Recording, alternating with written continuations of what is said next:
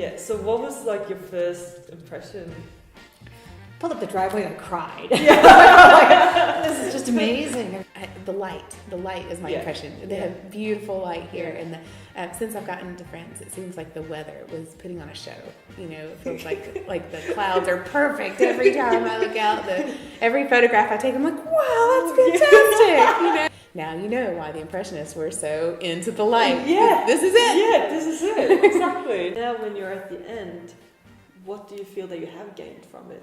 Confidence in traveling to new places, what it means to lug all your supplies and plan for that, confidence in raising the funds to do something like this. So I created an opportunity by applying, but then I had to do all the work to get here. Now you're at the end of your residency. Yes. So what do you feel that you've gained? You think 2 weeks is going to be a long time, and actually there's a lot of stuff condensed into that time. And I think it's going to be a while before it all kind of, before I really understand the different influences, because it's not just this place, but the really great thing is the people that you meet. Artists tend to get pretty isolated sometimes, and to be in an actual working environment with other artists is a really interesting experience, and you get to see how other people approach things, and other techniques, other points of view, and we all have very strong opinions about what we do and how we approach it. And so that part, the exchange of ideas, has been an unexpected benefit of it, I think. How has this been different? It's more casual, a lot more opportunity to go out and see things that I may not have gotten to see anywhere else. Like in Canada, our history is so small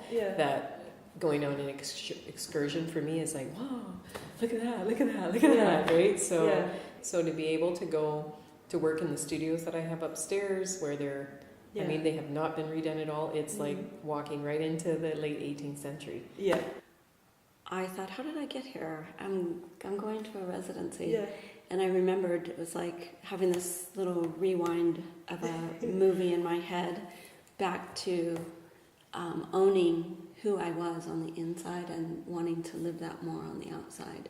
And I thought, well, I had to act like an artist in order to be an artist. And sometimes I think we're waiting, like when there's enough proof, enough evidence, then I can own it and actually be that person. But actually had to start being that person before there was very much evidence on the outside at all. This project is bigger than anything that I'm going to do as an individual on an artistic level.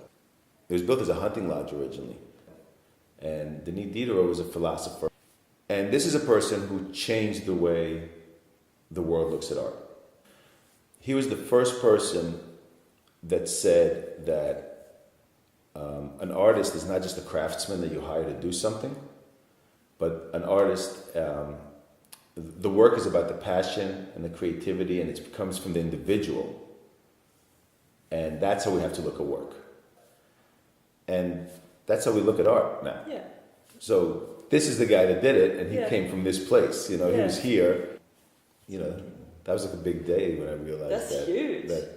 The influence that this guy had on the art world. Yeah. I mean, it's like the whole world, you know what I mean? It's like completely changed the way we look at art. Exactly. And and this place has a lineage to that. Yeah.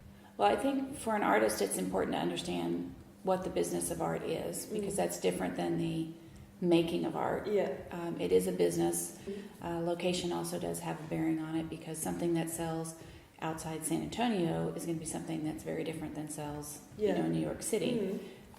So if you are bringing something to an art, to a gallery owner, research what it is that research the gallery and what kinds of things are selling in that location, and that will help you to determine if you're going to be a good fit. Yeah. Because we have had people that have had excellent artwork, but we know that that's not going to sell in this particular location, and so it's not going to be a good fit for either one of us. The artist is going to be discouraged because they're not selling anything.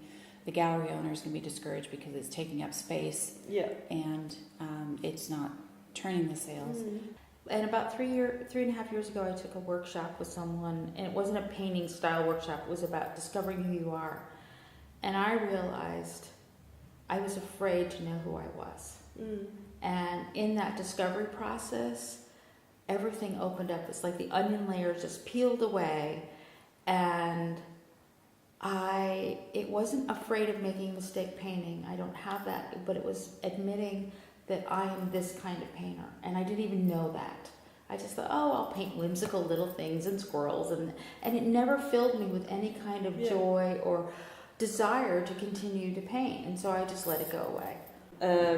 Do you believe that the traditional education is important for an artist, or could you get away with having a mentor like Chuck? Well, what I think, and my education was actually really not traditional in the way that I pursued it. I was a constant college dropout. I just didn't. Didn't work for me. They were imposing their own theory and critical thinking and things like that, and I wanted the tools to paint. I wanted the tools to draw and then create my own theory. Yeah. It's important to be educated. It's important to, if you know one thing, I feel like you're responsible to know everything. Unless you're like a true outsider, and there's absolute beauty in that. But I don't think it's necessary to do the traditional route of, BFA, MFA. A lot of people don't see photography as art, and I think a lot of that comes from the fact that we're really oversaturated with photography. And we're oversaturated with a lot of commercial photography too, which, yes, it is an art form, but it's not fine art. And I think a lot of that comes from just people not being educated with art itself to really understand and appreciate a lot of it. The regret to start what you love when you know it's there. I mean, I think a lot of times as children we get directed by our parents or our friends, or we don't know what to do. So we ask people, and you need to learn to listen to your instinct. Your not just your instinct, but your gut feeling, and to just go in that direction without thinking about it, if that makes any sense. When you get to know someone, you see them and you have an impression of them, and then you get to say hello, and it changes a little bit, and then you have a conversation and it's a little different, and then you see them on a regular basis, and it kind of grows, and then they have a crisis and you can help them, or you have a crisis and they can help you, and so it all adds up into a real meaningful event. And that's how I feel like a day works as well. I mean, you wake up and you have an impression of the day, and you have all these expectations, but don't forget you're human, because they're not going to go that way. And then so I document everything. Oh wow! I carry a camera everywhere, and I take pictures of all these things, and then at the end of the day I compile them. And occasionally I'll pull one out that I made last week or last year, and I'll add it in there, because our memories are what we have. They're really the only thing we have. And those memories are part of what make us up. And that is, I think they're significant to what we're doing now. Get in the studio, because when you're painting, you don't doubt yourself. You know what you're doing and why you're doing it. All makes sense when you're in the moment. It's when you walk out of there and then you have to sort of confront the real world and kind of, you're in an environment where people expect you to have some sort of validation or something, and that's a little weird, and you kind of have to, once again, that's where it comes in, where everyday life sort of, you lose your sense of what you're doing and your sense of who you are, or I do, and so that's the thing. You've got to get back in the studio, or you have to come to places like this so you remember, you go, I'm good, this is good. It's I think you doubt yourself when you start to, or I do, when you come into contact with the outside world. If there was one aspect of society that you could change through your work, what would that be? I think with awareness of other people and equality and that kind of connectedness. So many people are really disconnected from each other. And from themselves. And from themselves. You see people go out, a couple will be sitting at a table and they're not talking to each other, they're not conversing, they're meant to be sitting there having a lovely meal, and that would normally involve discussion. Yeah. And you see them both there sitting on their phones. We're hugely, hugely connected, more than we ever were in history, and yet at the same time we're so disconnected from each other. Yeah. Have you ever been faced with negative feedback to your work? Absolutely, but I think it's the way to grow. I mean, you don't want people just always loving what you're doing, and then how boring is that? I love it when people don't get it or see something off, and I can learn something about them, about me, about the work. I think that's hugely important.